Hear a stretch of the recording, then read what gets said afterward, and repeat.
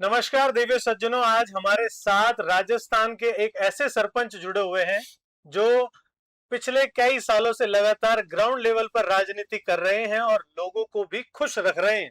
राजस्थान में पंचायत चुनाव जब से हवाओं में तेज होना शुरू हुआ है, जब से राजनीति की बातों में पंचायत चुनाव आने लगा है, जब से हर जगह हर पंचायत समिति में, चाहे विधानसभा हो चाहे लोकसभा क्षेत्र हो, हर जगह पंचायत चुनाव को लेकर के बातें तेज हो चुकी है, अटकलें तेज हो चुकी हैं, क्योंकि पंचायत चुनाव एकदम सर पे आके बैठ चुका है। बस ओबीसी आयोग की रिपोर्ट आना बाकी है और पंचायत चुनाव की तारीख की घोषणा भी हो जाएगी।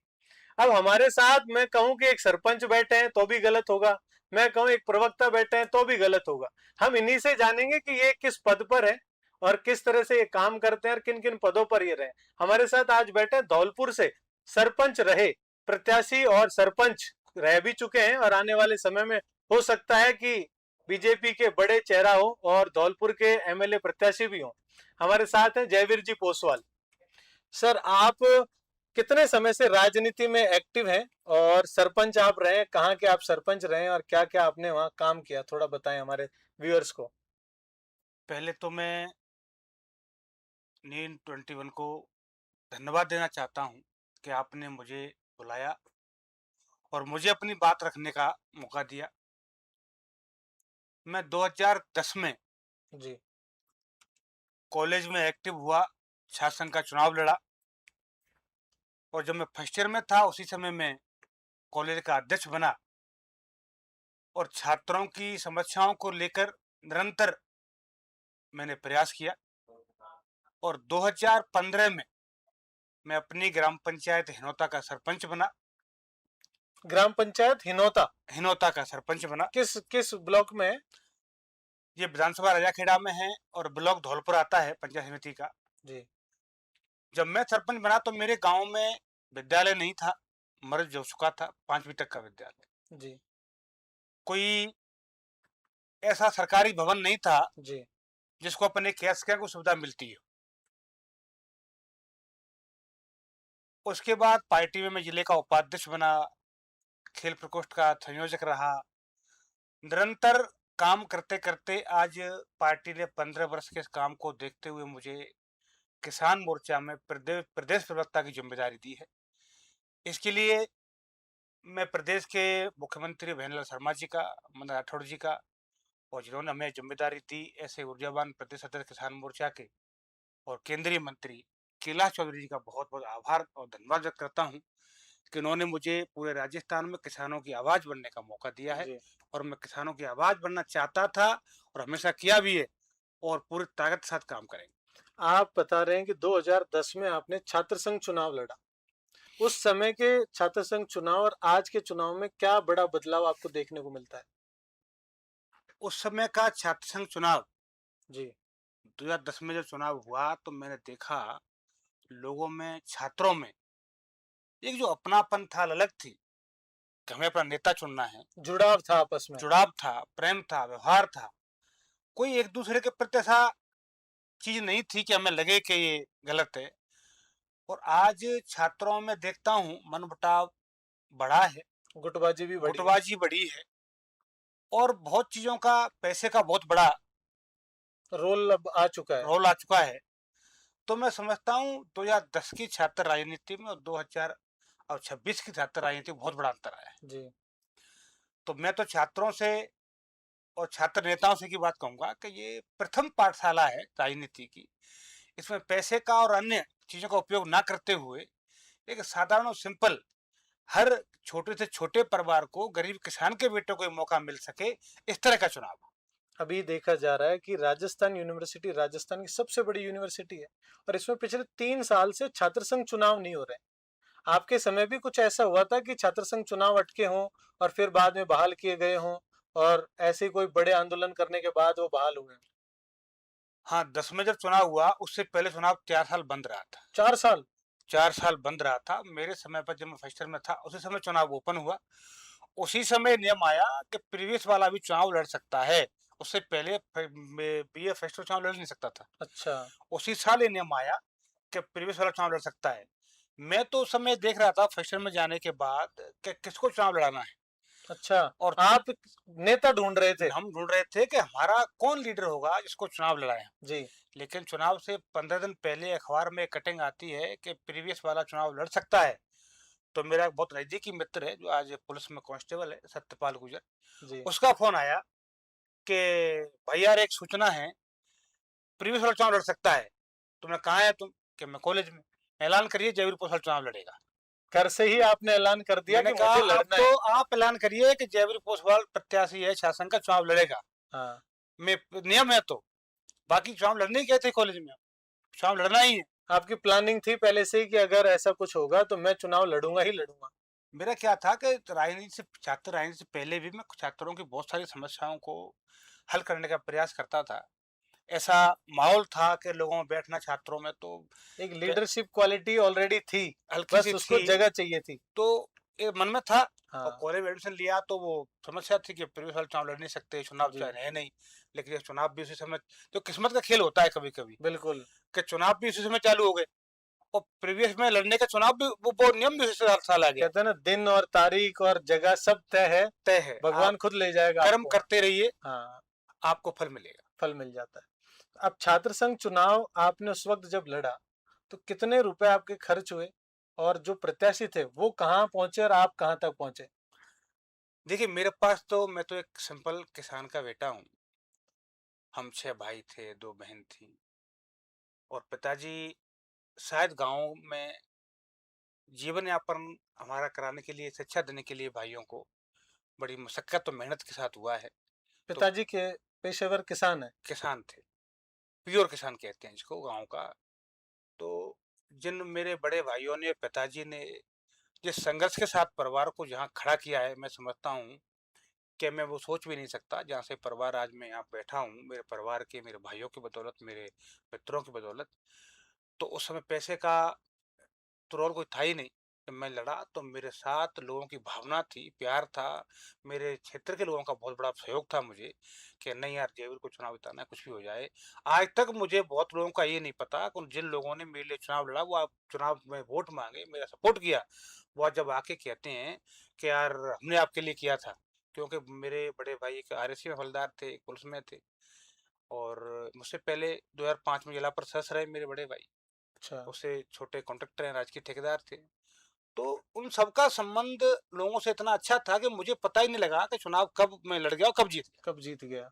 वो माहौल इस तरह का बन गया कि आपको इतना तनाव लेने की जरूरत ही नहीं पड़ी। तो मुझे पता ही नहीं कि पैसा खर्च कहाँ हुआ, कितना हुआ। बिल्कुल। आप बता रहे कि आपके एक भाई ऑलरेडी राजनीति में आ चुके थे, और आप किस पद पे रहे थे वो? 2005 में जिला परिषद का चुनाव लड़े थे और चुनाव जीते थे। उस समय हमारे क्षेत्र में जिस से चुनाव लड़े, वहाँ प्रद्युम्न सिंह जी मंत्री हुआ करते थे, गद्दावर मंत्री। जी। और सोचने का विषय नहीं था कि उनके खिलाफ जाकर चुनाव लड़ जाएगा कोई। लेकिन सामान्य परिवार होने के नाते हम चुनाव लड़े और वार्ड नंबर 18 की जनता ने हमें आशीर्वाद दिया और उन दिग्गजों के सामने चुनाव जीते जिनका कोई संभावनाएं नहीं थी। हरा ही नहीं सकते थे। हरा ही नहीं सकते थे, सोच ही नहीं सकते थे। सोच ही नहीं सकते तो थे। प्रद्युम्न सिंह जी ने बाद में कहा कि ऐसा हो भी सकता है कि मेरे सामने कोई चुनाव ऐसे जीत सकता है कि मेरे खिलाफ जाके। मैंने उनको उन्हें सदमा लगा होगा बहुत सदमा बड़ा। लग गया। तो मैंने उस समय तो क्या कहा होगा, मैं छोटा था, जी। लेकिन आज कहता हूँ कि आज अभी तो बहुत चीजें होना बाकी है आपके सामने ही। जी। अभी आपका बेटा चुनाव भी हारेगा, बहुत चीजें होंगी, लेकिन समय और परिवर्तन, परिस्थिति। जो परिस्थितियां और हमारा कर्म क्या करता है वो समय बताएगा। आप जब राजनीति में आए, उससे पहले आपके बड़े भाई राजनीति में थे क्या? इससे पहले भी परिवार में कोई राजनीति में रहा है जो आपको सीखने की सीख मिली हो कि यार मैं इनकी तरह कुछ करूं? या आपका जो राजनीति में आने का जो हौसला बढ़ा वो किसको देख करके आप आगे बढ़े? देखिए राजनीति में 2005 से पहले मेरे परिवार ने कभी सोचा भी नहीं था कि कोई राजनीति करेगा। चाहे मेरे पिताजी ने तो सपना नहीं था, राजनीति का कोई जी। लेना देना नहीं था। वो सिर्फ गांव में वोट डालने के अलावा कभी किसी नेता के दर पे नहीं गए कि मुझे सहयोग चाहिए, कभी भी। सिर्फ वोट देने जाते थे राजनीति के सिर्फ नाम पर। लोकतंत्र का जो वोट का अधिकार है, वोट का उपयोग करना, वो जी। भी अपने मन से कहाँ करना है। कभी किसी कहने पर वोट नहीं किया और कभी किसी राजनीतिक कोठी पर जीवन में नहीं गए, कभी भी। हाँ, स्वाभिमान होता है कुछ मेरे भाई लोगों का। पुलिस में थे, प्रद्युम्न सिंह जी ने, नाम नहीं लेना चाहिए मुझे, ट्रांसफर करा सवाई माधोपुर, आरएसी में जो भाई थे। पुलिस में थे। हाँ।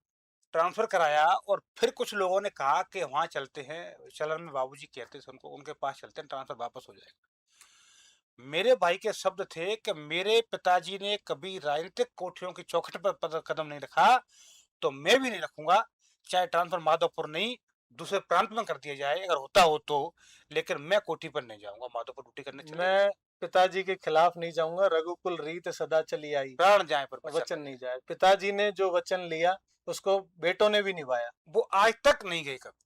कभी किसी की राजनीतिक चौखट पर नहीं गए, कभी किसी से सिफारिश लगवाने नहीं गए। कभी नहीं।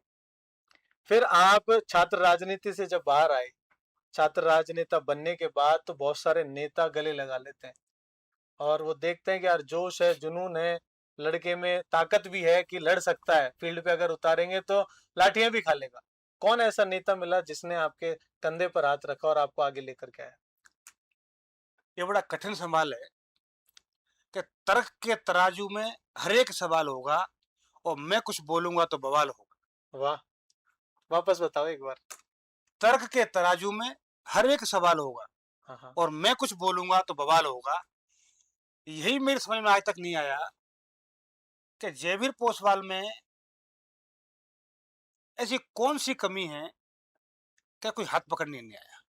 अच्छा, किसी नेता ने हाथ ही नहीं रखा? सहयोग करने का, देखो मैं राजनीति कर रहा हूँ और भी लोग राजनीति करते हैं और प्रदेश में बहुत लोग से मेरा बहुत अच्छा संबंध है अब, जी। लेकिन जब छात्र अध्यक्ष का चुनाव में जीता तो छात्र अध्यक्ष होने के नाते बहुत लोग करते हैं प्रयास, बिल्कुल। बहुत लोगों ने प्रयास किया, लेकिन मेरा हमेशा ध्येय रहा कि मैं गलत के साथ नहीं जाऊंगा, किसी की कठपुतली बनकर काम नहीं करूंगा, मेरे सम्मान के खिलाफ जो चीज है वो मैं नहीं करूंगा। जी। और मुझे बहुत चीजों का परिणाम भुगतना पड़ा है कि मैंने अपने स्वाभिमान समझौता नहीं किया, इसलिए मुझे आज 15 वर्ष में प्रवक्ता बनने का प्रदेश का मौका 15 साल के संघर्ष के बाद मिला है कि बिल्कुल। मैंने बहुत चीजें समझौता नहीं किया। और आज भी मंच के माध्यम से कह रहा हूं कि मैं कभी गलत चीजों का सहयोग नहीं करता। आप देख रहे होंगे बहुत चीजें आई थी, आप देखते भी हैं कि कभी नहीं किया। और चाहे वो कोई भी नेता हो, अगर मुझे लगेगा मेरे सम्मान के खिलाफ है, ये मेरे क्षेत्र की जनता के खिलाफ है, युवाओं के खिलाफ है, गलत है, तो बिल्कुल। डटकर मुकाबला करूंगा और विरोध करूंगा, पीछे नहीं हटूंगा। इसी के कारण बहुत लोग दूर रहते हैं मुझसे। जब छात्र नेता बन गए, किसी नेता ने साथ नहीं दिया, तो कॉलेज में जो समस्याएं थी उनकी आपने आवाज उठाई, उनकी पैरवी किसने करी मजबूती से? आप खुद ही देखो, लड़ते थे या? छात्रों की पैरवी उनके साथ मिलकर मजबूती से हमने की। जो लोग हमारे साथ थे, कुछ नेता थे, वो प्रेम रखते थे, लेकिन कुछ लोगों ने क्या, मैं सीनियर जूनियर का जो हमारा पार्ट था, हमने कहा कि इसे जूनियर है, इसको ऐसा नहीं करना। लोगों ने कहा नहीं साहब, मैं फैसला कर रहा हूँ, वही सही है। तो मैंने कहा हम तुम्हारे नहीं है। बिल्कुल। अगर आप ही कहोगे कि जो गलत है वो भी सही है और जो कर रहे हो वही सही है और मैं कहूँ वही मानो, तो गलत है। राजनीति में ये तो 50 साल से हो रहा है बिल्कुल। कि एक व्यक्ति कह रहा है कि मैं कह रहा हूँ वही सही है और तुम मान रहे हो कि वही सही है। तो मैं ये जयवीर पोसवाल नहीं मानेगा, सही को सही और गलत को गलत मानने का काम करेगा। छात्र राजनेता रहे, उसके बाद सीधे सरपंच बने या उसके बीच में भी कोई बड़े पद पर आप रहे और अलग अलग लेवल पर आपने काम मुझे किया? छात्र संघ अध्यक्ष बनने के बाद पार्टी ने, हमारे जिला अध्यक्ष हुआ करते हैं स्वर्गीय हरचरण सिंह यादव, जी। जादौन साहब। यादव साहब, उन्होंने मुझे खेल प्रकोष्ठ की जिम्मेदारी दी। भाजपा के अंदर एक प्रकोष्ठ होता है, खेल प्रकोष्ठ। आज लोग यूं कहते होंगे, हमने बहुत जमीन स्तर से काम किया है, एक प्रकोष्ठ में काम किया। शायद मैं समझता हूँ उस खेल प्रकोष्ठ की पेपर की कटिंग, अखबार में कटिंग जब ही आई जब मैं बना, उसके बाद मैंने आज तक देखी नहीं। किसी ने देखा ही नहीं कोई कौन है, ज्यादातर लोगों को पता नहीं कि खेल प्रकोष्ठ भी भाजपा में होता होता क्या है। होगा, लेकिन जब मैं बना तो मैं आज भी आपको बता सकता हूँ, सही कहीं ना कहीं होंगी। मुझे भी एक्चुअली नॉलेज नहीं है इस चीज के बारे में, खेल प्रकोष्ठ क्या है, क्या काम होता है इसमें, आप डिटेल में बताएं एक बार हमारे व्यूअर्स को। खेल प्रकोष्ठ में क्या है, खिलाड़ियों की समस्याओं को उठाना। अच्छा। कहीं कोई खेल मैदान है, खिलाड़ी को कोई समस्या अपने है, क्षेत्र के जो क्षेत्र में खिलाड़ी हैं। जिले में जो भी समस्याएं आ रही हैं खेल जी। खिलाड़ियों को, युवाओं को, वो उनका आवाज उठाइए, बताइए, उनकी समस्याओं का समाधान कराइए। तो उसमें काम किया। उसके बाद में 15 में सरपंच बना। 15 में सरपंच बने, 10 के बाद, 10 से आपने राजनीति शुरू करी, फिर आप सरपंच बने। सरपंच बनना बहुत कठिन होता है। धरातल पे राजनीति करना, पार्षद और सरपंच के इलेक्शन एमएलए के इलेक्शन से भी कठिन इलेक्शन माना जाता है, क्योंकि वहां पर अपने जो रिश्तेदार हैं, अपने जो खास लोग हैं, जो चिढ़ने वाले लोग हैं, उन सभी लोगों को कनेक्ट करना पड़ता है। देखिए, सरपंच का चुनाव कहते हैं सबसे छोटा और सबसे बड़ा, जी वही चुनाव है। हर व्यक्ति से आपके व्यक्तिगत संबंध होते हैं, पारिवारिक संबंध होते हैं। जी और मैं मानता हूँ जब 15 से 20 तक मैं सरपंच रहा, मैंने कभी भाजपा या कांग्रेस नहीं किया। मैंने पूरी पंचायत को अपना परिवार माना, और परिवार मानकर अगर एक व्यक्ति मेरी पंचायत का ये कह दे कि जयवीर पोसवाल ने मेरे काम के लिए मना किया, मैं ये जिला छोड़ दूंगा, राजनीति छोड़ दूंगा। आप बीजेपी से अपनी दावेदारी देते हैं, अब बीजेपी के फॉलोवर हैं, बीजेपी पार्टी में हैं अभी आप जब सरपंच बने उस दौरान आपके क्षेत्र में ज्यादातर नेता बीजेपी के थे, कांग्रेस के थे? देखिए सर, मैं खुद पार्टी के जिले का उपाध्यक्ष था, मूल पार्टी का। जी मेरे यहाँ जिला प्रमुख बीजेपी का था, सांसद बीजेपी का था, विधायक कांग्रेस के थे, और वसुंधरा जी मुख्यमंत्री थे। हाँ, 13 में मुख्यमंत्री 13 बने में थे। मुख्यमंत्री वसुंधरा जी, 15 मुख्यमंत्री वसुंधरा जी थे। जी तो आधा कार्यकाल हमने कांग्रेस में भी किया और बीजेपी में भी किया, दोनों कार्यकाल में हमारे किस साथ रहे। कार्यकाल में ज्यादा कठिनाई आपको झेलनी पड़ी? मैं मानता हूँ व्यक्ति खुद काबिल है तो संघर्ष तो करना पड़ता है, लेकिन जिस तरह से सरपंच बनने के बाद मैंने जो चीजें देखी, मैं गांव में जब खेलता था, जब सरपंच नहीं था, शासन का अध्यक्ष भी नहीं था, तो मेरे गांव के सामने स्कूल में ग्राउंड था, पोखर थी, मैं देखता था कि मेरे गांव का प्राथमिक विद्यालय बंद हो गया। मेरे गांव में हॉस्पिटल नहीं है, हॉस्पिटल ही नहीं था? हॉस्पिटल नहीं था, हॉस्पिटल डिस्पेंसरी कोई छोटी मोटी कुछ नहीं, ओहो। स्वास्थ्य केंद्र ही नहीं है। मेरे यहाँ हेड ग्राम पंचायत हिनौता के नाम से हेडक्वार्टर होने के बाद भी हेडक्वार्टर पे एक भी चीज नहीं थी जो होनी थी मेडिकल के नाम पर, स्कूल और के ये नाम पर। सपना शुरू से था कि मैं कुछ बनूं, और मेरे जहाँ में पैदा हुआ, जिस गांव में पैदा हुआ, जिस क्षेत्र में पैदा हुआ, जी जिसके साथ रह रहा उनके लिए करने का जज्बा शुरू से था। तो बनते ही 50 लाख का गौरव पथ बनाया, 50 लाख का अटल सेवा केंद्र बनाया, 25 लाख मैंने अपने निजी कोटे से स्कूल में लगाए। जबकि 2 कमरे जर्जर हो चुके थे, तो मैंने जब तोड़ने की परमिशन मांगी तो हमारे डीओ बीओ ने कहा कि यार वो तोड़ नहीं सकती। मैंने कहा साहब मैं तोड़ूंगा, 4 बना के भी दूंगा। सही है। उन्होंने कहा नहीं तोड़ नहीं सकते। तुम जबरपुर पोखल तोड़ेगा भाई, और रोकेगा कौन पता नहीं है मुझे, तो मैं तोड़ूंगा और आप अड़ बनाऊंगा। गए कि मैं तो ये 2 दीवारें तोड़ूंगा। मैंने कह दिया कि जयवीर पोसवाल कमरे तोड़ेगा और बनाएगा, अब रोकने वाला डी कौन है और ये पता सब नहीं। अगेंस्ट थे? सब अगर तोड़ नहीं सकते, नहीं बना दो आप, पर तोड़ोगे नहीं आप। ये क्यों, ऐसा क्यों हुआ? उन्हें लगा कि कहीं सिस्टम है, सरकार का सिस्टम है, ऑर्डर आ रहे होंगे कहीं से। फॉलो करना चाहिए कि साहब अच्छा नहीं होना चाहिए, क्योंकि जो लोग 50 साल में अच्छा नहीं कर सके वो हाँ, 5 वो साल में दिखेगा कि 5 क्या साल में अच्छा हो गया। 5 साल में अच्छा कैसे होने देंगे। जी मैंने कहा मिस्त्री लगाए, वो तोड़ी, कोई आया नहीं, 2 के 4 कमरे बनाए। अपनी जेब से लगवाए वो खर्चा पहले या? पैसे तो खुद ही लगाने पड़ते हैं, बाकी जी सरपंच कोटा अपने पास था ही, हाँ हाँ। तो सैंक्शन कर लिया। लेकिन आज वो विद्यालय 8वीं तक हो गया और शायद 12वीं तक भी होगा। संभाग का नहीं, मैं सब कह सकता हूँ प्रदेश का चौथा विद्यालय था जो मरीज से मुक्त हुआ। रिकॉर्ड है, कोई मैं अपनी वैसे नहीं कह रहा, रिपोर्ट होगी वो इसकी, तो रिकॉर्ड है, गवर्नमेंट पूरा की अपनी। गवर्नमेंट रिकॉर्ड है। जी संभाग का पहला विद्यालय था, और शायद प्रदेश का कोई चौथा या 5वां विद्यालय था जो मर्ज से मुक्त हुआ। लगातार 3 साल मैंने जयपुर तक को वसुंधरा जी के 50 बार वसुंधरा जी को दिया होगा, कम से कम 20 बार सचिवालय में आके दिया होगा। एक हमारे जयपुर धौलपुर एक कर दिया। एक कर दिया मैंने। मेरा सपना था कि मेरा विद्यालय गांव का बंद हो जाए और मैं विद्यालय गांव को चालू नहीं करा पाऊं, फिर किस और बात की सेवा थी तब? करता हूं मैं, बात बिल्कुल करता हूं मैं जिले की विधानसभा की मैंने कर। बिल्कुल। तो मेरे उनमें सहयोग उन्होंने भी किया, मेरे पूर्व विधायक हैं, और आज वो आईएलडी में है, राष्ट्रीय महासचिव में, राष्ट्रीय लोक दल के। उनका बड़ा सहयोग स्नेह रहता है। अब्दुल सगीर खान जी, उन्होंने वसुंधरा जी को व्यक्तिगत मुलाकात करके कहा कि मेरे जयवीर का विद्यालय है। मैडम जानती, वसुंधरा जी हमें भी जानती थी। तो वो मुक्त हुआ। फिर उप स्वास्थ्य केंद्र 25 लाख रुपए का बनवाया। स्कूल में वो काम करवाने के बाद क्या स्टूडेंट्स खुश थे, क्या उनके माता पिता खुश थे? आज राजस्थान में स्कूलों की जो स्थिति है वो दयनीय स्थिति है। आज लगभग 150 की संख्या है उस विद्यालय में, और मैं कहता हूँ कि ये तो मैं तो अपने मुंह से कहूँ तो कि सभी पढ़ाई करते हैं अपनी, लेकिन ये तो कभी आप गांव में जाके अचानक से पूछेंगे कि आपका सरपंच रहा और क्या किया, तो वो ये कहेंगे कि कभी उससे पहले कुछ हुआ ही नहीं, किया जो सही नहीं किया। हम हमारे रिपोर्टर को भेजेंगे वहाँ और स्कूल की स्थिति भी देखेंगे और वहाँ के लोगों की भी बातें जानने जब की मेरे कोशिश स्कूल करेंगे। में सरपंच हुआ बनाया था, वो भैंस का बाड़ा था, स्कूल नहीं था। फोटो देख लोगे ना, देखोगे स्कूल थोड़ी है।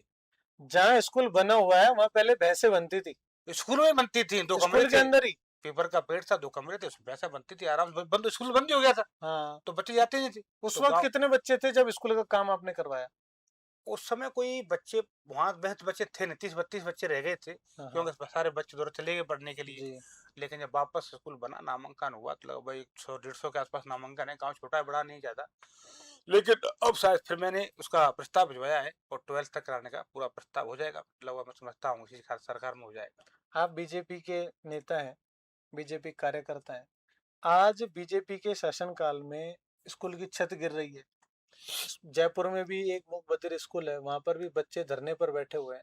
इसको लेकर कुछ कहोगे आप? देखिए, कोई छत गिरना, दीवार गिरना, मैं समझता हूँ सरकार का हिस्सा थोड़ी है।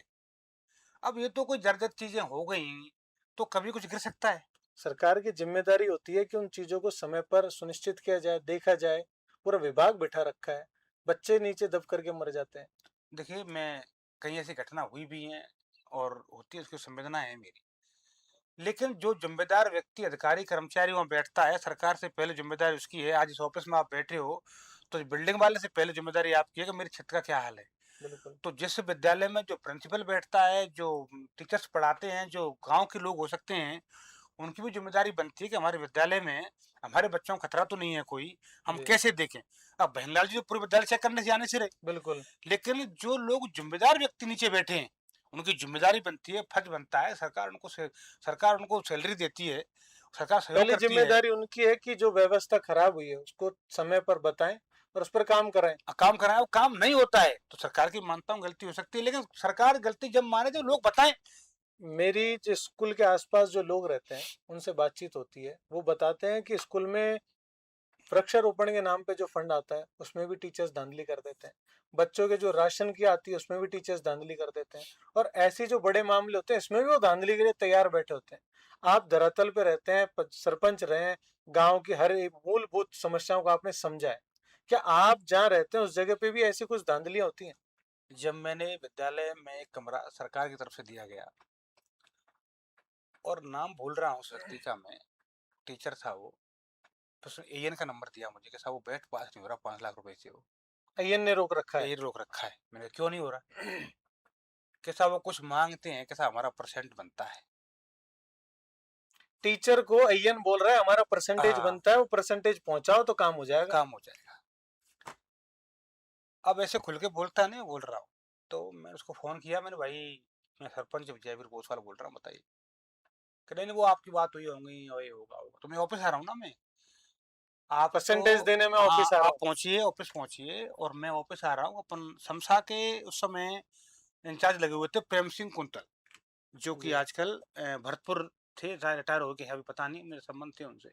उनको मैंने फ़ोन किया, मैं साहब आपके ऑफिस आ रहा हूँ, जो कुछ परसेंटेज आपका बनता है संस्था वालों को देने आ रहा हूँ, 5%, 2%, 4%। नहीं नहीं नहीं नहीं, आपको आने की जरूरत नहीं है, मैं बात कर लूंगा। मैंने नहीं नहीं मैं दूंगा, मैंने कहा उनको। यार मैंने क्या बताओ, अगर कोई सरपंच पैसा खा रहा होता, बिल्कुल। या मैंने कहा इसमें शिक्षा के मंदिर में तुम्हें 1-1 लाख रुपए सैलरी मिलती है, और उसके बावजूद इस तरह की बात आती, तो मैं समझता हूँ इससे बड़ा पाप आप जीवन में नहीं कर रहे। आपके बच्चों को भी दिक्कत भोगना पड़ेगा। और मैं तो अब कैमरा के माध्यम से कहना चाहता हूँ जी तमाम शिक्षा के मंदिर में बैठे शिक्षकों से भी और तमाम अधिकारी कर्मचारियों से, जो आज अपने बड़ी बड़ी ऑफिसों में बैठे हैं बिल्कुल। और वो किसान के बेटे थे, कहीं ना कहीं उनको किसानों ने सहयोग किया। तो मैं समझता हूँ कि उन सबको जो आज ये मानना पड़ेगा कि करप्शन हावी है। जी करप्शन बहुत ज्यादा हावी है करप्शन और ग्राउंड लेवल पे बहुत ज्यादा मारता है लोगों को। तो मैं तो उन तमाम लोगों से कहना चाहूंगा कि किसी न किसी भाई, किसी बहन के भाई हो, किसी न किसी बेटे के बाप हो, और आपकी करने का जो जो आप कर रहे हो उसका आपके औलादों को भुगतना पड़ेगा, आपके बेटों को भुगतना पड़ेगा। तो हाथ जोड़ के विनती है उन सबसे कि करप्शन को बंद करके और गरीब लोगों का सहयोग करो। जो ऑफिस आए तो उनको लगना चाहिए कि हमारा कोई व्यक्ति वहाँ बैठा है। आप लोग बाहर से निकाल देते हो, बात नहीं करते, गेट लगा लेते हो। बहुत से अधिकारी मैंने ऐसे देखे हैं कि उनके रिश्तेदार भी पहुंच जाते हैं तो बोल देते हैं ऑफिस में ही नहीं है, मैं वही क्योंकि तो अंदर बैठे होते हैं। मैं सारी पीड़ा पक्ष और विपक्ष में रहकर झेलता हूँ, मैंने देखी है। आज भी सरकार में भी कई ऑफिसों में जाके पंगा कर देता हूँ, तो लोग बाद में मुझसे कहते हैं सरकार है आपकी। मैं कहा सरकार, हम ही तो सरकार है। बिल्कुल अब हम नहीं देखेंगे ऑफिस में जाके कि अधिकारी क्या कर रहा है। अधिकारी सरकार नहीं है। सही बात है। अधिकारी तो कह रहा है कि भाजपा है तो मैं यहीं बैठा हूँ, और कांग्रेस है तो अधिकारी मैं तो यहीं बैठा हूँ, सरकार का एक हिस्सा है। हिस्सा है। लेकिन आज 5 साल के लिए हम सरकार हैं, तो हमारी जिम्मेदारी बनती है कि राशन नहीं मिल रहा किसान को, तो क्यों नहीं मिल रहा, कि बिल्कुल प्रधानमंत्री आवास योजना क्यों नहीं मिल रही, कि पेंशन क्यों नहीं मिल रही है, हमारे पास कोई आता है तो हमारी जिम्मेदारी बनती है। अब लोगों ने पता नहीं क्यों ऑफिस में जाते हैं तो साहब फॉर्म 1000 फॉर्म पड़े हैं राशन के। हाँ मेरे डेवलपर ऑफिस में मैं जब डी ऑफिस गया तो नीचे लाइन पड़ी उनकी, फॉर्म भरे हुए पड़े थे। मैंने कहा क्यों भाई कि फॉर्म क्यों रखें, कि लाइन नहीं आ रही साहब, जोड़ नहीं पाए साहब। मैंने कहा यार क्या तरीका है, मैं वीडियो भेज सकता हूँ आपको, मैं क्या बिल्कुल। तरीका है। आप लोगों ने अब तक गरीबों, जो गरीब नहीं है ले लें, मूलभूत आवश्यकता है नहीं है राशन कार्ड। आपका नाम काटिए, कोई दिक्कत नहीं है, लेकिन जो लोग गरीब हैं वास्तव में जांच कराइए, उनको राशन दीजिए। मैंने क्यों नहीं देती बिल्कुल। आप। ये तो एपीएल और बीपीएल में बहुत धांधली होती है। एपीएल बीपीएल मैं तो कह रहा हूँ किसान के हिस्से का सरकार जो भेजती है वो पूरी ईमानदारी से अगर सिस्टम फॉलो करे तो मैं समझता हूँ पूरा मिल जाए तो किसान परेशान नहीं रहे, गरीब परेशान नहीं रहे। बिल्कुल। लेकिन सरकार जिस तरह से भेज रही है उस तरह से मिल, हाँ हालांकि प्रधानमंत्री ने जन धन खाते खाते खुलवाए जी। और उन खातों में डायरेक्ट जब से पैसा गया है, मैं तो बहुत सहूलत हुई है। हाँ, उससे बहुत फायदा मिला है। पहले डाकिया ही आधे पैसे खा जाते थे, हाँ, लिफाफा फाड़ के दूसरे लिफाफे में डाल करके खुद ही वो तो लिख कर के देते भेज दो। थे, हाँ क्योंकि नरेगा का पैसा तो आधे पहुंचता था लोगों के पास। बिल्कुल। आजकल पैसा पूरा पहुंच रहा है, प्रधानमंत्री जी का आभार व्यक्त करते हैं इसके लिए कि उन्होंने खाते खुलवा के, जब लोगों ने कहा कि यार ये खाते खुलवा रहे हैं बैंकों में, चक्कर चक्कर लगवा रहे हैं, क्या होगा इनसे, और ये तो वैसे ही कर रहे हैं, लाइनों में लोग मर रहे हैं, फलान हो रहा है। लेकिन मैं समझता हूँ आज उस चीज का आप देखते हैं, आपको ही मानना पड़ेगा ये डायरेक्ट सीधा कि जब सौ खाते में रुपए जा रहा भेजते हैं तो 100 ही खाते में है, 100 ही आते हैं, खाते में आते हैं। 95 90 नहीं आते। बिल्कुल। तो राजीव गांधी जी ने कहा था कि मैं 100 भेजता हूँ, 5 पहुंचते हैं, क्या कहता है, ऐसा कुछ कहा एक था। रुपया पहुंचता है। 1 रुपया पहुंचता है, लेकिन आज 100 भेजते हैं तो 100 ही आते हैं। ये प्रधानमंत्री जी का बहुत बड़ा कदम था, ये लोगों को मानना चाहिए। बिल्कुल। जैसे आप सरपंच बने, आपने बताया 50 लाख मैंने वहां खर्च करवाए, 25 वहां खर्च करवाए। सरपंच को एक पर्टिकुलर कितना फंड आवंटित होता है 5 साल के लिए? देखिए 2 किस्तें आती हैं। हाँ हाँ। हमारा सामान्य पंचायत है, कोई डांग विकास ऐसा कुछ नहीं है। तो एफएफसी एसएफसी केंद्र सरकार का आता है और राज्य सरकार का राज्य आता है। सरकार का। लगभग एक किस्त 10 से 12 लाख रुपए की, 8 लाख रुपए के बीच में आती है। पंचायत में जनसंख्या कितनी है ऐसे आती है। जनसंख्या के हिसाब से किस्त आती है। तो मेरी पंचायत की एक किस्त आती 10 से 12 लाख रुपए की, और दो आपकी पंचायत में जब आप सरपंच रहे कितने की जनसंख्या थी? लगभग 3200 की वोटिंग थी, 10,000 से कम की जनसंख्या थी। हाँ।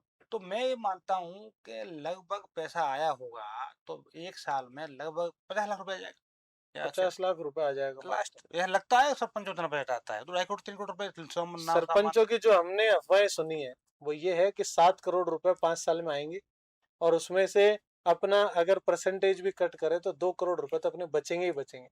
और उसी से एक कहावत बनी, आएगा मोटरसाइकिल पे, जाएगा बोलेरो में, फिर वापस बोलेरो में आएगा, स्कॉर्पियो में जाएगा, और मैं फिर ऐसे फॉर्च्यूनर आ में जाएगी। आपने कहा साथ फिक्स कुछ नहीं है। अब मान लो जलापुर से ले लिया, जासवा सांसद से ले लिया, जी। एमएलए ने दे दिया, प्रधान ने दे दिया, तो वो तो अलग विषय है। लेकिन एमपी मैं एमएलए फंड से पैसा भी वो तो आता अलग है। मिलता है, लेकिन मेरा तो सीधा सा एक ही है कि लगभग मैं समझता हूँ कि 2 किस्त आती हैं साल में, 3 4 किस्त आती होंगी, तो लगभग मैं समझता हूँ कि 3 4 करोड़ आपकी रुपए से। पंचायत को मैक्सिमम फंड कितना आया 5 साल के दौरान? ये तो जोड़ा तो नहीं मैंने कभी, लेकिन जिस तरह से मैं सोच रहा हूँ 3 साढ़े 3 करोड़ रुपए आ पाए होंगे, लास्ट 4 करोड़ रुपए होंगे। जिसमें सब कुछ मिला लिया, सब एमपी कुछ सब एमएलए कलेक्टर फंड सब आ गया। एमपी एमएलए देंगे फिर तो जयवीर पोसवाल काम करा देगा ना, बड़े काम हो जाएंगे, वो फिर तो देंगे बड़े नहीं। काम हो जाएंगे। इसको फंड नहीं देना है भाई। उस वक्त एमपी कौन थे जब आप सरपंच रहे? हमारे सांसद थे मनोहर आयोरिया, और एमएलए? एमएलए थे हमारे रोहित बोरा जी। दोनों कांग्रेस से? 10 में तो प्रद्युम्न सिंह जी थी शायद एमएलए। हम्म। तो मैं तो ये कह रहा हूँ कि उस समय के एमएलए या सांसद जिला प्रमुख बीजेपी के थे, हाँ हाँ। धर्मपाल सिंह यादव। तो ठीक है, मैं कार्यकाल अच्छा रहा होगा, लेकिन मुझे एक पैसा नहीं दिया। सांसद जी से 5 साल में लड़ते लड़ते 4 5 हैंडपंप दे पाए, वो भी उनके कार्यकाल के बाद लगे। उनका कार्यकाल अच्छा रहा हो, उनके लिए हम दुआ करते हैं, लेकिन मुझे 4 5 हैंडपंप दिए, वो भी उनके कार्यकाल के बाद लगे, और कुछ दिया नहीं। हाँ, पर्टिकुलर रोहित बोरा ने 2 4 जगह पैसे दिए, लेकिन उन्होंने कहा कि पर्टिकुलर उस गली में उस व्यक्ति के लिए दे रहा हूँ, उसके लिए करना है, नाम इंगित कर दिया, और उसके लिए दे रहा हूँ 2 लाख। फला आदमी के लिए बजट सैंक्शन कर रहा हूँ, उसी जगह लगना चाहिए। हाँ, क्योंकि उससे आगे तो भाजपा के लोग रहते हैं वहां, शायद वो उनके वोटर रहे होंगे, वही या तो उनके उस गली, चमचागिरी करते होंगे। एक ही गली में आप 25 50 मीटर के लिए पैसे दे रहे हो, और उसी गली में आधी गली के लिए आप पैसे नहीं दे रहे, तो मैंने कहा मैं ये काम नहीं करूंगा, ना करने दूंगा। तो उनके व्यक्ति थे, उन्होंने कहा कि नहीं नहीं यार वो भाई साहब कह रहे हैं करना पड़ेगा। मैंने कि जयवीर पोसवाल सरपंच रहेगा 5 साल, तब तक तो होगा नहीं, बिल्कुल, ये बाकी दोगलापन तो हो गया। बाकी तो चल ही रहा है। बिल्कुल। उस समय मेरे बैठ पंचायत के खाते में बैठ नहीं था, तो मैंने कहा ऐसा करो आप ये बैठ रख लो, जब मेरे खाते में आ जाएगा तो मैं पूरी गली कराऊंगा तो आप दे देना। सही बात है। तो लगभग 1.5 साल वो बैठ रोका रहा। उसके बाद मेरे खाते में फिर उसकी रोड का मामला था ये। रोड का मामला, जब वो किस्त आई तो मैंने फिर वो काम किया। रोडों में ये बताते हैं कि नगर पालिका और सरपंच के जो क्षेत्र में जो रोड बनती है उसमें मोटी धांधली होती है। रोड हो गई, लाइट हो गई, खंबे हो गए, इनमें मोटी धांधली होती है। सही बात है ये। देखिए एक तो बहुत चीजें, ऐसा बड़ा ज्यादा पंचायत में काम तो होता नहीं, हम्म। आप सुनते हैं जिस तरह से हम भी सुनते हैं, हम्म। लेकिन मैं अपनी कह सकता हूँ कि व्यक्तिगत जयवीर पोसवाल पर अगर कोई 1 रुपए का आरोप लगा दे और 1 रुपया कोई मुझसे वे कहे कि आपने पंचायत से कमाया है, तो राजनीति तो छोटी बात है छोड़ना किसी के लिए, मैं वहां धौलपुर छोड़ दूंगा। मैंने बड़ी घोषणा मेरे कर रहे हैं आप। मेरे भाई ने मेरे भाइयों ने कहा कि हम दोबारा वोट मांगने जाएं जब शिकायत नहीं मिले, हमें तुमसे 1 पैसा नहीं चाहिए, जी। लेकिन जब जनता में दोबारा जाए तो शिकायत नहीं मिलनी चाहिए। मैंने कहा शिकायत नहीं मिलेगी तो मैं, मेरा सेक्रेटरी था, सचिव थे, एलडीसी था, मैं सचिव को कहा कि डॉक्यूमेंट में कभी कोई काम कमी नहीं रहे और मुझे 1 पैसा आप लोगों से चाहिए नहीं, मैं जो काम बताऊं वो रुके नहीं। बिल्कुल। प्रधानमंत्री आवास योजना मुझे कोई के परसेंटेज नहीं चाहिए, मुझे मुझे कोई कुछ नहीं, मुनाफा नहीं आपसे चाहिए। मुझे जनता के काम के अलावा कुछ चाहिए ही नहीं। बिल्कुल। प्रधानमंत्री आवास योजना के लिए सरकार ने कहा कि साहब 30 नाम देने, मैंने कहा 30 क्यों दूंगा साहब, मैं गांव के पंचायत पर बैठकर गांव के बीच में रहकर उनसे मैंने कहा कि आप लोग खुद चुनिए कि हमारे गांव में, पंचायत के किसी भी गांव में कौन लोग सक्षम है जो प्रधानमंत्री आवास योजना के ले सकते हैं, कौन लोग ऐसे हैं जो योजना के अंदर आते हैं, मैं नहीं चुनूंगा आप चुनिए। 90-100 लोग निकल के पूरी पंचायत में लिस्ट बना के दी मैंने बीडीओ साहब को। बिल्कुल। हमारे लखन जी आज भी बड़ा स्नेह रखते हैं मेरे से, आज वो करौली में जिला परिषद देख रहे हैं, इंदौर में वीडियो भी रहे हैं। तो मैंने उनसे कहा, उन्होंने कहा कि नहीं यार इतना नहीं हो सकता जयवीर, और सरकार का थोड़ा सा दबाव है। मैंने कहा मेरी तरफ से 100 ही है ये, मैं कम नहीं करूंगा, बाकी आप देख लो। मैंने कहा भाई 100 गरीब है, मैं ऐसे कैसे कह दूं सही है, कि मेरी 90 तरफ को से 10 मैं को मत दो, चटनी नहीं कर मैं सकता। कैसे कर दूंगा। मैंने कहा मैंने कभी भी जातिवाद और ऊंच नीच भेदभाव में कभी भी फर्क नहीं समझा। मैं चाहता हूँ गरीब लोगों का काम जितनी ताकत से कर सकूं, जनता की जितनी मैं काम आ सकूं, मुझसे इतना वो काम ले सकें, मैं सबको भाग्यशाली समझूंगा कि अधिक से अधिक काम कर सकूं लोगों के लिए, उनके लिए जिन लोगों को कोई कुछ समझता नहीं है, उनको मदद नहीं करते। सिर्फ लोग चाहते हैं कि साहब हमारी गुलामी करें, हमारे पास आए और हमारे यहाँ पढ़ रहे उनको काम करें। मैं चाहता हूँ आने की जरूरत नहीं है, एक फोन से काम करता हूँ, 10 काम। मैं आज भी यहाँ बैठा हूँ, भाई साहब ये हो गया बताइए, आप फोन करिए। अभी आपको जस्ट 1 मिनट पहले फोन आया कि साहब मेरे घर वाले, उनको रक्त की आवश्यकता है, मैं हॉस्पिटल में खड़ा हूँ। मैंने पीएमओ साहब से मेरी बात करा और जाकर तुरंत रक्त लीजिए, बाद में देने का काम बाद में करेंगे, पहले इलाज कराइए आप। सही है। तो मेरा मानना हमेशा ये रहता है कि जनता का काम प्राथमिकता होना चाहिए, और सक्षम व्यक्ति तो करा ही लेंगे, बिल्कुल। लेकिन जो गरीब लोग हैं, जो पिछड़े क्षेत्र से आते हैं, जिनको कोई जानता नहीं है, उनको रास्ता नहीं पता है, ऑफिस में लोग घुसने नहीं देते, उन लोगों को ऑफिस में घुसाएंगे भी, काम कराना भी सिखाएंगे और काम करा के भी बताएंगे। और मैं बिल्कुल। समझता हूँ कि बहुत जल्दी हम बहुत कुछ करेंगे। ग्राउंड लेवल पे यही बड़े काम होते हैं कि एक गरीब आदमी जो है वो वही सुविधा पाए जो एक अमीर आदमी पा रहा है। देखिए मैंने जीवन गरीबी का भी देखा है और मेरे भाइयों ने मुझसे बेहतर देखा है। आप छोटे छोटे। मैं छोटा-छोटा हूँ, इसलिए मैं कह रहा हूँ कि भाई बड़े हो गए तो मैंने ज़्यादा नहीं देखा, लेकिन मेरे भाइयों ने बहुत बेहतर देखा है। लेकिन किस्से कहानियाँ पिताजी से बहुत सुनी है, और जो पिताजी अब नहीं है इस दुनिया में, हम्म। लेकिन मैं समझता हूँ ऐसा बाप हर किसी को दे, ऐसे भाई हर किसी को भगवान दे। जिस बाप ने कभी जीवन में 1 पैसा उधार नहीं लिया किसी से और किसी कोठी पे नहीं गए। सरकारी स्कूल में पढ़े हैं, प्राइवेट स्कूल में आप? मैं प्राइवेट स्कूल सरकारी में पढ़ा हूँ, बाद में मैं आदर्श विद्या मंदिर में पढ़ा। आदर्श विद्या मंदिर में जाने के बाद संघ में जाने का मौका मिला, बिल्कुल। सोचने का मौका जब भी मिला। हम भी आदर्श विद्या मंदिर में पढ़े 5वीं तक। हाँ, तभी तो आदर्श विद्या मंदिर में जाने के बाद ही तो सब चीज शिक्षा मिली हमें। बिल्कुल। बाकी तो 5वीं जो स्कूल में गांव में पढ़े। तो मेरा तो एक ही उद्देश्य है कि जहां भी मुझे मौका मिले और जहां भी मैं जो कर सकता हूँ गरीब जनता के लिए, दलित पीड़ित वंचित जो भी लोग हैं, मैं एक नारा नहीं दे रहा। अब आप सरपंच रहे, आपने गरीबों के लिए भी काम किया, अमीरों के लिए किया। सरपंच का जो काम होता है वो जनता के लिए है। अब चाहे उसमें गरीब रहे सड़क पे, चाहे अमीर रहे, सबको काम मिलेगा। अब आप आ चुके हैं वहां से निकल के किसान मोर्चा के प्रवक्ता बन चुके हैं आप। इसके बारे में बताओ, क्या तो काम रहता है इनका और किस तरीके से किसानों की आवाज को उठा सकते हैं। देखिए, आज मुझे जिस तरह से प्रदेश में ज़िम्मेदारी मिली है, जी। आभार व्यक्त करता हूँ प्रदेश के नेतृत्व का।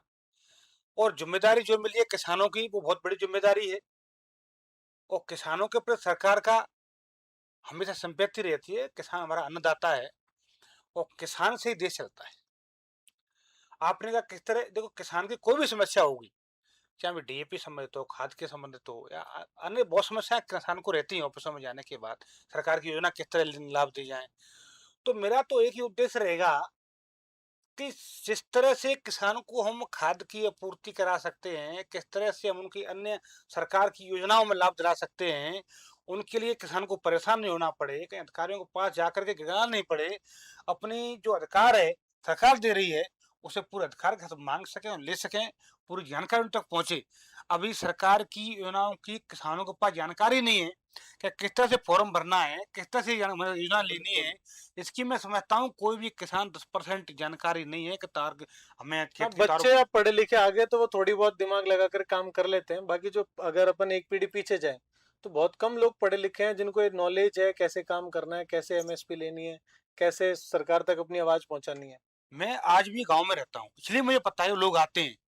तो उनसे कहो कि यार आप तो और तरह की खेती कर सकते हो और ये खाद मंडालो और बहुत तरह के खाद आते हैं, तो बताओ साहब कौन से हैं। बिल्कुल। तो उनको ये पता ही नहीं है किस तरह से खेत की बाउंड्री कराएंगे ताकि तो हमें कितनी छूट मिलेगी।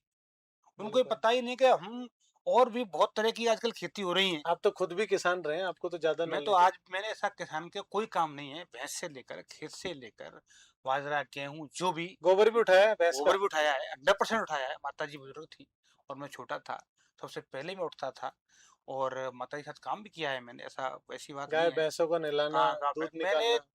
कॉलेज से पहले कम से कम 6 साल 10 भैंसों का काम किया है, लगातार दूध निकालना, चारा डालना, उनको पानी पिलाना, उनको लाना पूरा।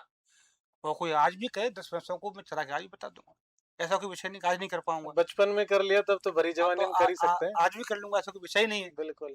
तो किसानों की बहुत सारी समस्याएं हैं। हमारे प्रदेश अध्यक्ष जी तो बहुत काम करना चाहते हैं, उन्होंने बहुत बड़ा ड्राफ्ट बनाया है किसानों के लिए और एक दिन का समय नहीं है बैठने के लिए। उन्होंने कहा मदन जी की बात करो, कैलाश जी की। कैलाश जी, कैलाश जी की। कैलाश जी पहले मंत्री भी रहे, जी। तो वो किसानों के बारे में बहुत बेहतर काम करना चाहते हैं। बिल्कुल। अभी वो चाहते हैं कि ऐसी खेती हम करें, प्राकृतिक खेती करें, जिससे हमारे पूरे प्रदेश में बीमारी जो फैल रही है वो बीमारी नहीं फैले, हमें अच्छा खाद मिले जो हम खाना खाते हैं। आज आप देखते हो कि हर चीज मिलावट मिल रही है, लेकिन जब किसान एक खेती प्राकृतिक खेती करेगा तो मिलावट आएगी कहाँ से। बिल्कुल। तो किला जी पूरे प्रदेश में करना चाहते हैं कि हम बिल्कुल प्राकृतिक खेती के लिए किसानों को हम प्रेरित करें, जिससे खाद का मामला ही खत्म हो जाएगा। बिल्कुल। और उन्होंने कहा है कि हर गांव में अपना पदाधिकारी एक गांव को गोद लो, जी। चाहे अपने गांव को लो, तो गोद लेकर के उस गांव को पहले प्राकृतिक खेती के लिए तैयार करो, जिससे कि हम पूरे प्रदेश में ऐसा माहौल बना सकें। जी। जैसे किसानों के आपने बताया प्राकृतिक खेती, सरकार खुद यूरिया सप्लाई कर रही है, सरकार खुद हरित क्रांति लेकर के आई थी। अब कैसे किसानों को रोका जाए कि यूरिया डीएपी इन सबको यूज करने से उनकी पैदावार बढ़ती है, तो क्यों रुकेगा। नहीं, प्राकृतिक खेती में पहले हो सकता है कम फसल हो, जी। 2 एक साल हो सकता है, जी। लेकिन जब मैं समझता हूँ कि किसानों के लिए कई केंचुआ वाला खाद कई खाद से बनाए जा रहे हैं जी। सरकार के द्वारा, कि 2 एक साल बाद वो उसी पैदावार पर पहुंच जाएंगे जहाँ आज इस खाद से कर रहे हैं, जी। डीएपी वगैरह से कर रहे हैं। जी। तो जब इस प्राकृतिक खेती पा जाएंगे तो डीएपी अपने आप बंद हो जाएगा, कौन लेगा फिर उसको? अपने आप बंद हो सही जाएगी बात वो। है।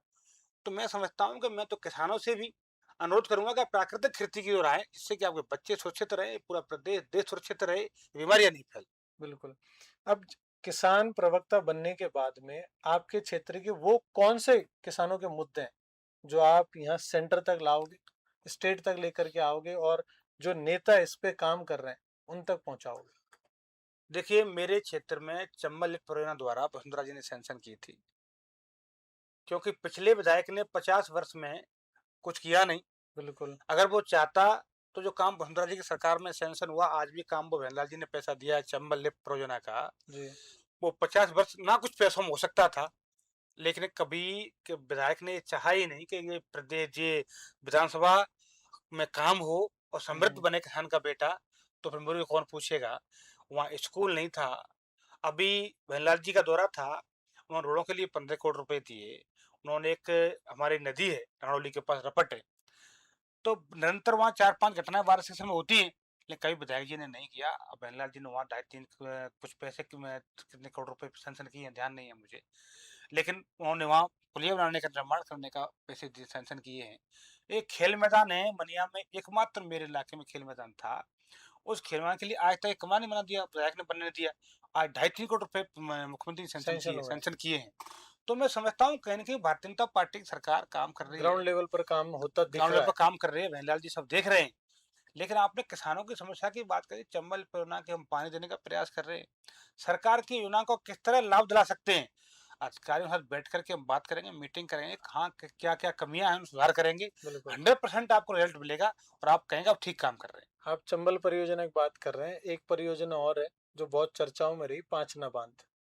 पांचना बांध का भी पानी क्या आपके क्षेत्र तक पहुंचता है? नहीं, मेरे यहाँ तो पांचना बांध नहीं जाता, लेकिन पूरे मामले की मैंने देखा है, ज्यादा अंदर तक गहराई तक तो मैं गया नहीं। लेकिन वहाँ गुरुलाल मीणा जी हमारे मंत्री जी भी गए, जवाहर सिंह मैडम जी भी गए, हम्म। और हमारे मित्र हाकिम सिंह बैसला जी, उन्होंने बहुत सारी बातें कही, मैंने देखा।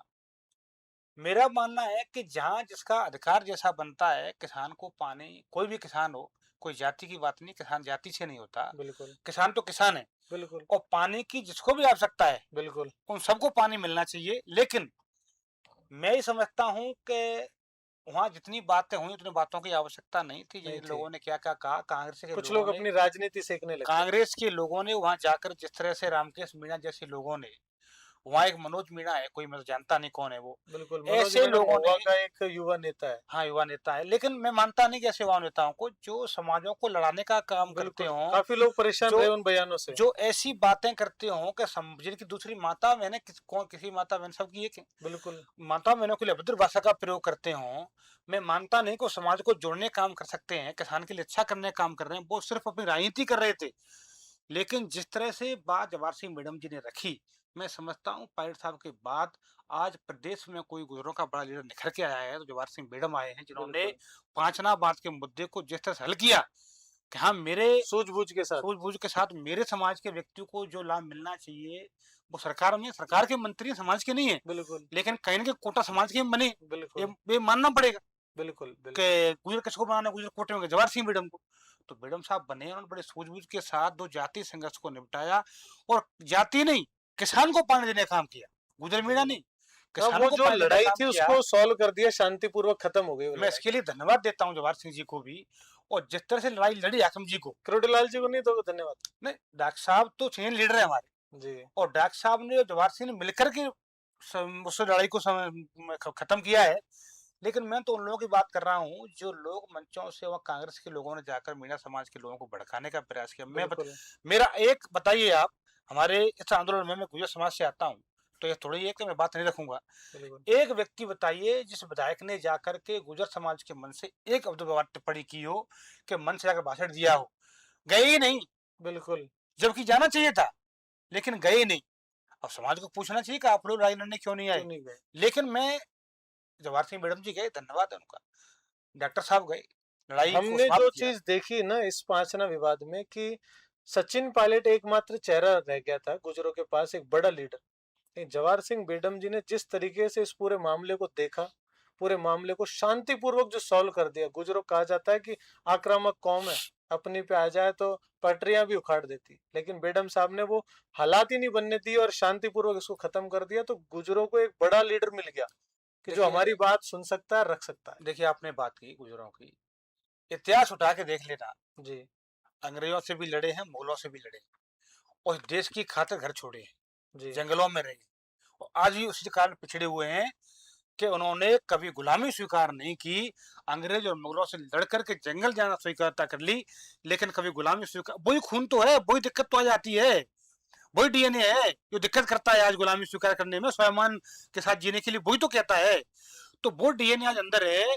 तो मैं समझता हूँ, आपने कहा पायलट साहब राष्ट्रीय नेता हैं, कांग्रेस के बड़े नेता हैं, लेकिन राजस्थान का आज गुजरों का एकमात्र लीडर है जवाहर सिंह बेडम है, जिसने साबित कर दिया कि मैं आज राजस्थान का एकमात्र लीडर हूं, जो गुजरों का सहयोग भी कर रहा हूं, और पूरी ताकत से राजस्थान की जनता के साथ भी और समय के साथ भी खड़ा हूं। बिल्कुल। आपने कही कि लड़ाकू कौम है, हम इस तरीके से रहे। एक समस्या और हमने देखी उस क्षेत्र में। हम एक दिन बीजेपी कार्यालय पे किसी प्रेस कॉन्फ्रेंस कवर करने गए थे, तो वहां में एक राजू नाम का लड़का मिलता है। वो बताता है कि धौलपुर, करौली और भरतपुर, इन तीनों जिलों की 120 गांव है, इनको टाइगर रिजर्व सेंचुरी बनाया जा रहा है। जहाँ जो लोग रह रहे हैं, लगभग 1 लाख से ज्यादा लोग वहाँ रह रहे हैं 120 गांव में, उन सभी को वहां से मजबूरन हटाया जा रहा है। और वहां पर अब एक दो टाइगर भी छोड़ दिए गए। आपको नॉलेज है इस चीज की? देखिए, मुझे कई बार बात हुई है मित्रों से मेरी, और मैं 1-2 मीटिंग में भी गया था। तो कुछ अपने लोगों की गलतियाँ हैं कि सरपंच हैं, वार्ड पंच हैं, कुछ सहमति दे देते हैं कि साहब ठीक है, हमें कोई दिक्कत नहीं है। लेकिन मैं समझता हूँ अगर वहाँ बाघ छोड़े जाएँगे, टाइगर छोड़े जाएँगे, जनता को समस्या तो आएगी। लेकिन जो हटाने की बात है, निकालने की बात है, जी। तो गाँव वालों के, जनता के बिना परमिशन के, बिना उनकी बिल्कुल। सहमति के, बिल्कुल। एक भी व्यक्ति को सरकार नहीं हटा सकती, और ना सरकार ने कहा है ऐसा। जहाँ जगह है वहाँ सरकार करना चाह रही है। लेकिन मैं समझता हूँ कि अगर कोई आपत्ति है तो लोगों को इस बात को, सरकार को रखना चाहिए। नहीं, और वहां के जो इसमें लोग हैं ना, वो ये बोल रहे हैं कि सरकार तो जानबूझ के फॉरेस्ट विभाग के द्वारा टाइगर छोड़ रही है। नहीं, नहीं, अब सरकार की कोई योजना है, मैं समझता हूँ कर रही हो। लेकिन अगर कोई ऐसी बात है, तो सरकार से बड़े स्तर पर इस बात, देखो उन क्षेत्र से विधायक भी हैं, मंत्री भी हैं, सांसद भी हैं, या यानी कोई है नहीं। बिल्कुल। उन लोगों को इस बात को बड़े स्तर पर रखना चाहिए। आज हम किस स्तर पर रखेंगे? भरतपुर, धौलपुर, करौली, दो बड़े नेता, एक सीएम और एक गृह राज्य मंत्री, अब मैं उनके वही कहना चाह रहा उनसे हूँ, बड़ा कौन उनसे इस नाराज? बात को करें कि साहब केंद्र सरकार से आप बात करिए कि हमें ऐसी दिक्कत आ रही है, हमारी समस्या है, क्या कोई पर्टिकुलर एरिया कर लो इसका, बिल्कुल। जहाँ गांव नहीं आते हो, कुछ जगह हाँ, पड़ी हो, उसको बना लोग लो, प्रभावित ना हो। प्रभावित नहीं हो। तो इसके लिए मैं भी सहमत हूँ कि लोगों को समस्या है तो हम भी जनता के साथ हैं, जनता अपनी है और सरकार अपनी है, तो समय बना के बात करेंगे। हमारे तक कोई बात आएगी तो उस बात को रखने का प्रयास करेंगे। एक चीज और मैं आपसे पूछना चाह रहा था, आपका मैंने सोशल मीडिया चेक किया, उस पे मैंने जो चीजें देखी कि लोग आपको धौलपुर का एक नया लीडर के तौर पर देख रहे हैं। क्या आने वाले चुनाव में आप एमएलए प्रत्याशी हैं, या सरपंच तक ही सीमित रहेंगे, या सरपंच का चुनाव में ही अपनी सक्रियता दिखाएंगे? देखिए, लीडर तो किस्मत से बनते हैं, कर्म से बनते हैं, काम से बनते हैं, और बिल्कुल। जनता बनाती है। बिल्कुल। लेकिन मेरा जो मानना है कि निरंतर मैं अपनी जिस गति से काम कर रहा हूँ, जनता की सेवा कर रहा हूँ, युवाओं की, महिलाओं की, मजदूर की, किसान की आवाज बनकर धौलपुर में काम करूँ, अन्याय के खिलाफ लड़ूं, अत्याचार के खिलाफ लड़ूं। बस मेरा ध्येय है, जब पार्टी मेरे लिए क्या करेगी, जनता मुझे कहाँ पहुंचाएगी, मैं कर्म से कहाँ पहुंचूंगा, ये मैंने सोचा नहीं। अगर एमएलए का चुनाव भी कोई पार्टी लड़ाई लड़ूंगा। आप खुद की तरफ से कुछ घोषणा करोगे कि मैं लड़ूंगा? भाई, आपके जो समर्थक हैं वो तो यही चाहेंगे ना कि जयवीर जी जो कहेंगे हम वैसा ही करें। देखिए, आप समर्थकों घोषणा का, कर दोगे कि यार मुझे एमएलए बनना है? मैं समर्थकों का आभारी हूँ कि जिन लोगों ने मुझे यहाँ तक पहुंचाया, जो लोग आज भी मेरे पीछे खड़े हैं, डटकर मुकाबला करते हैं दूसरे लोगों से, मेरे लिए खड़े हैं और मेरे साथ हैं, कंधे से कंधा मिलाकर। उनकी भावनाओं का मैं आदर करता हूँ। लेकिन जिस पार्टी में आप काम कर रहे हैं, इस पार्टी प्लेटफॉर्म पर काम कर रहे हैं, वहाँ घोषणा तो नहीं कर सकते। लेकिन राजनीति में हर कोई व्यक्ति आगे बढ़ने के लिए आता है, सेवा के बिल्कुल। लिए आता है। गरीब की, दलित की, पीड़ित की, वंचित की सेवा करे, और सेवा को देखते हुए मुझे पता है कि पार्टी मौका देगी। 28 में नया करने का काम करेंगे। आपकी जिस तरह की बातें लग रही हैं कि 28 में नया करने का काम करेंगे, तो ये नया तो या तो प्रधान ही है, या एमएलए या सांसद है। देखिए, समय की मांग क्या रहेगी और पार्टी क्या डिसाइड करेगी, दोनों को देखते हुए, हमारे लोग क्या कहेंगे, तो सबको देखते हुए निर्णय लेंगे। लेकिन धौलपुर की आप धरातल पर रहे हो, बड़ी समस्या क्या है धौलपुर की, जो आपको लगता है कि आप उसको सॉल्व कर सकते हो और दूसरा नेता कर सकता था लेकिन कर नहीं पाया? देखिए, बहुत सारी चीजें थी। मैंने अभी बताया, चंबल परियोजना की बात कही आपसे। किसान को पानी, मेरे धौलपुर के नीचे चंबल बहती है, किसान को पानी नहीं है, और बरसों बरसों पानी जाता है। बिल्कुल। तो कौन लीडर, तो लीडर करेंगे, कौन लीडर तो करेंगे इसको। बिल्कुल। धौलपुर में कॉलेज नहीं है, शिक्षा देने का काम आज तो वसुंधरा जी की मेहरबानी से बीजेपी की सरकार ने वहाँ हॉस्पिटल खोला, मेडिकल कॉलेज खोली, वहाँ बहुत सारे काम किए। लेकिन हमारे लीडर चाहते तो मैं समझता हूँ शिक्षा व्यवस्था बहुत अच्छी हो सकती थी, किसान को पानी मिल सकता था, वहाँ रोजगार पैदा हो सकते थे। लेकिन कभी धौलपुर के लीडरों ने सोचा नहीं कि यहाँ के युवाओं को रोजगार मिले, किसान को पानी मिले, युवाओं को शिक्षा के प्रति बढ़ावा मिले। अगर मैं समझता हूँ इन 3 चीजों पर ध्यान कर लेते और चिकित्सा की सुविधा बेहतर हो जाती, तो जिले में बहुत बड़ा परिवर्तन हो जाता। लेकिन कभी किसी लीडर ने ना तो युवाओं को रोजगार देने की सोची, ना किसान को पानी देने की ना सोची। कोई बड़ी फैक्ट्री लगा पाए, ना फैक्ट्री कोई लगाने बड़ी। की बात नहीं है, फैक्ट्री बंद कराने की सोचते हैं कुछ लोग तो। हाँ, कि बंद कराइए फैक्ट्री, बाहर जाए आप लोग। मैं तो सोचता हूँ कि जब इतने मेरे धौलपुर में गृह मंत्री रहा हो, वित्त मंत्री रहा हो, कार्य मंत्री रहा हो और मुख्यमंत्री रहे हो, उसके बावजूद रोजगार नहीं है लोगों के लिए, चमड़े का पानी किसान को बहुत नहीं बड़ा है, फेलियर है। पेन में चिकित्सा के क्षेत्र में इतनी बड़ी वहाँ नहीं है, जी हॉस्पिटल बहुत बड़ा बना दिया, व्यवस्थाएं नहीं है। तो बिल्कुल। मैं समझता हूँ कि इतने बड़े लीडर होने का फायदा क्या है राजस्थान में, धौलपुर के अंदर बताइए मुझे। तो मैं तो ये चीजें वो स्वीकार करता हूँ। अब भारतीय जनता पार्टी की सरकार में बड़े बड़े काम, चाहे वो चमड़े परियोजना का काम हो, चाहे मेडिकल कॉलेज का काम हो, हॉस्पिटल का काम हो, चाहे आपके वहाँ अपना बिजली के लिए खुला था थर्मल पावर, भरोसे के जमाने में हुए काम वो भाजपा की सरकार में हुए, लेकिन भाजपा भी और बेहतर कर सकती थी। और जिन लोगों का लगातार राज रहा, लगभग 25 साल लगातार मंत्री रहे, वो लोग अगर मैं नाम लेकर कह दूं कि पद्मनाभ सिंह जी या रोहित बोरा जी 3 काम अपने बहु ऐसे गिनाते हैं जिसको राजा खेड़ा की धौलपुर की जनता को, बहुसंख्यक जनता को लाभ होता हो, तो मैं उनको आपके चैनल के माध्यम से चैलेंज करता हूं कि वो ऐसे 3 काम को भी आपके चैनल पर गिना दें कि राजा खेड़ा ने 3 काम ऐसे किए जिससे राजा खेड़ा की बहुसंख्यक जनता को लाभ होता है हमारी वजह से, तो मान जाऊंगा वो कहीं वो कर दूंगा। एक काम ऐसा नहीं गिना पाएंगे आपको जिससे राय खेड़ा की जनता को बहुत लाभ होता हो। सिर्फ उन्होंने केस लगाना, धमकाना, डराना, एक दूसरे को लड़ाना, इसके अलावा कोई राजनीति नहीं की है। अगर आप चैनल पाकर और वो 3 काम गिना के दीजिए आपको कि जयवीर पोसवाल का 3 काम बता देना, तो मैं कह रहा हूँ आप जो कहोगे वो कर दूंगा। बिल्कुल।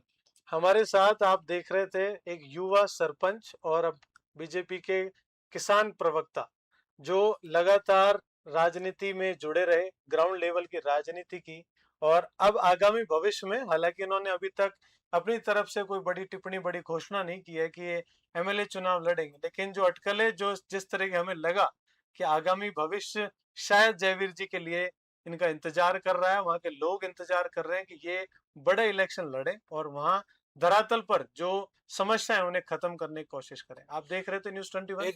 एक जी बात मैं कहूंगा, जी एक लाइन में बहुत चीजें खत्म हो जाएंगी। जी मेरे लहजे में जो हजूर न था, इससे बड़ा मेरा कोई कसूर न था।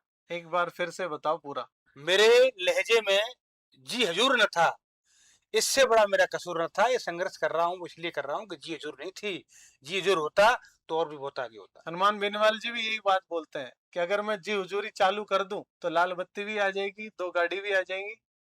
जी हजूर होती तो बहुत पहले बहुत और पदों पर जा सकता था। ये तो आज प्रवक्ता बना हूं, मेरी मेहनत है, मेरे लोगों का सहयोग है। आप सिर्फ मेहनत से आगे बढ़ना पसंद कर रहे हैं। मैं चाहता हूँ किसी का मुझे ऐसा चाहिए ही नहीं कि वो ये कहेगा मैं नहीं बनाया है और तू ये करेगा, नो, मुझे चाहिए ही नहीं। बिल्कुल, अगर मेरी काबिलियत है मेरे अंदर, मैं बनूंगा अपना तो ठीक, रास्ता खुद चुनेंगे। नहीं बनूंगा तो किसान का बेटा हूँ, घर बैठे काम करूँ, कोई दिक्कत नहीं है मुझे। मैंने मित्रों से भी कहा, बहुत हनुमान जी का बहुत अच्छा मंदिर है मेरे वहाँ खेत में, बहुत अच्छा वैसा काम कर लेता हूँ। और लड़ने जब तक मेरे दम में लड़ूंगा, मेरे खून में ताकत है लड़ने की, लड़ूंगा। नहीं लड़ पाऊंगा घर बैठ जाऊंगा, लेकिन जी चूरी करने किसी की नहीं जाऊंगा। आपके चैनल के माध्यम से मैं कहना चाहता हूँ, कोई भी। बिल्कुल, बहुत बहुत धन्यवाद हमारे साथ जुड़ने के लिए। आप देख रहे थे न्यूज़ 21, और ऐसे ही अब सरपंच का इलेक्शन सिर पे आ चुका है, तो हमारे साथ आने वाले समय में बहुत सारे सरपंच जुड़ने वाले हैं। तो आपकी जिम्मेदारी बनती है कि हमारे साथ लगातार जुड़े रहें, और न्यूज़ 21 आपको लगातार ऐसी ही खास पेशकश दिखाता रहेगा। जय हिंद, जय भारत। धन्यवाद, राम राम साहब।